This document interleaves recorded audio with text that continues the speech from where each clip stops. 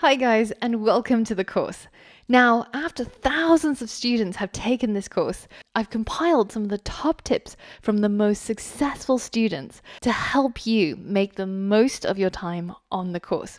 So I know what I do with instruction manuals when I receive them, but this is not it, because I want to share with you some of the most useful tips that will help you learn to code and get the most out of the course. So first tip is, as you go from lesson to lesson in the course, you'll find that each of the lessons should take about 10 minutes long. And this is something that we intentionally designed for the course. Now, a lot of students, when they're watching video tutorials online, very often what people do is they'll watch the video and type along to the code. And this is what we tend to call code along. So the tutorial types a bit, you type a bit, you try to keep up with the pace of the tutorial, or you pause the video every so often to catch up. But essentially, you're coding along with the instructor.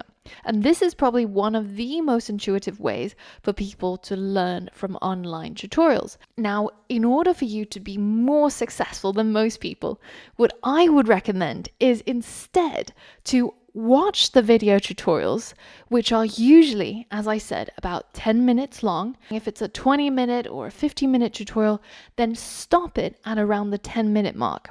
And while you're watching it, instead of spending time trying to frantically type out the code, I want you instead to just try and understand what's going on, why the code is being written, and understand the purpose of the code rather than trying to type along at the same pace. Now, once you've understood what those 10 minutes are about, what the tutorial is trying to teach you, then to go to your computer and type out the code and try to replicate what happened in the 10 minutes. Now, the reason why this helps people learn so much better is because instead of just copying code by rote, which doesn't teach you anything, instead it forces you to really understand what's going on and absorb the content, and then test yourself afterwards to see if you really understood. So this is my number one top tip. And it's important to remember that we are learning programming. We're not learning how to type fast. It doesn't help you become a better programmer by just copying out code as fast as you can. If you wanted to practice your typing and to speed up your typing skills, then I recommend something like Keyboard.com, where you can focus on that specific skill to improve your speed of typing. But what we're going to focus on in the course is learning programming. So we're going to keep our eye on the prize. Now, while you're listening to the videos and you're understanding what's going on, I recommend taking a few notes for yourself to come back to or review in the future. And this is especially useful after when those 10 minutes are up and you're trying to remember what are those bits of code that you had to type and what was the theory that was covered. So one of my favorite note-taking systems is something called Cornell Notes. And it's very, very simple. It just splits a single note page into 4 sections. The top, you have the topic, what the notes are about. And then you have the section of notes where you would write down the majority of your notes. Now, after you write a few lines, it's recommended that you go and review those notes and pick out the most important keywords or questions that you're asking yourself that you want to research on later, or any sort of hints or reminders to yourself.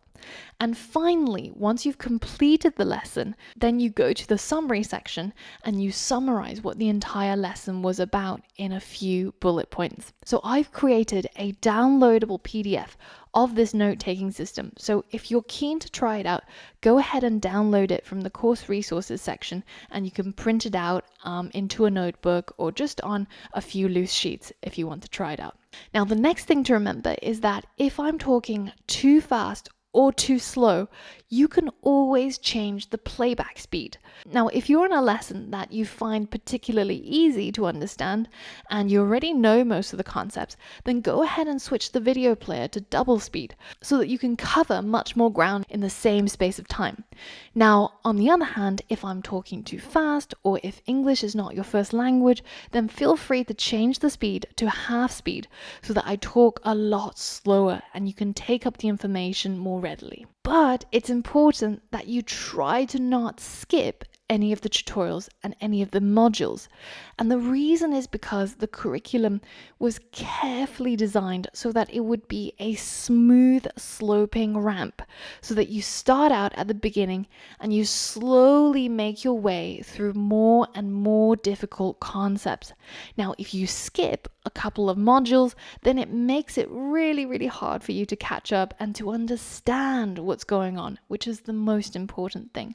However, some of the videos I will label with optional or skippable, and in that case, feel free to skip those lessons if they don't interest you.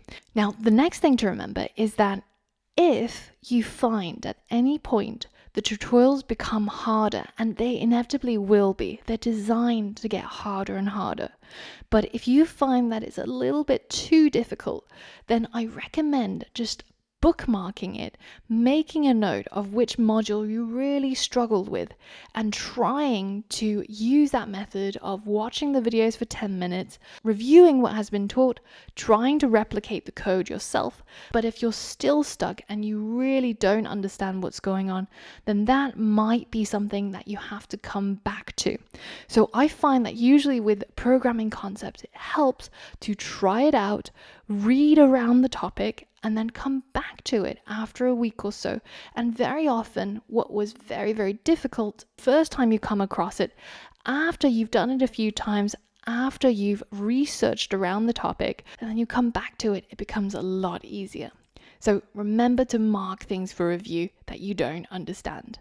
Now, recently I went to learn windsurfing in Mykonos, and it's a skill that I've never had before. It's something that I found incredibly challenging, and I fell on my face during the entire lesson pretty much. And it hurt a lot. I got battered and bruised, and my ego got bruised a lot as well.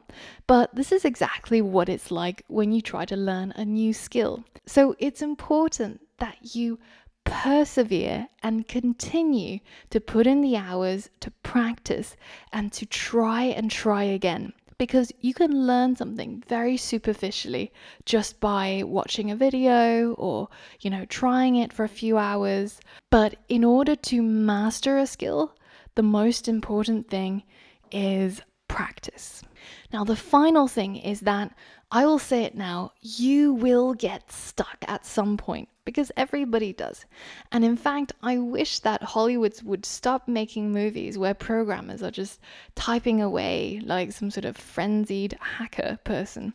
Because most of the programmers I know who actually do this as a job, they spend probably 90% of their time just staring at the screen, trying to figure out what is wrong, why is it not working. So getting stuck is very much a universal part of programming, something that you have to come to even love and enjoy. So when you do find yourself stuck, I want you to imagine that you're already a fully fledged developer working a job where somebody's paying you to do this for them, because you're the professional. So I want you to use the tools that professional programmers use when they get stuck, and that is Google and Stack Overflow.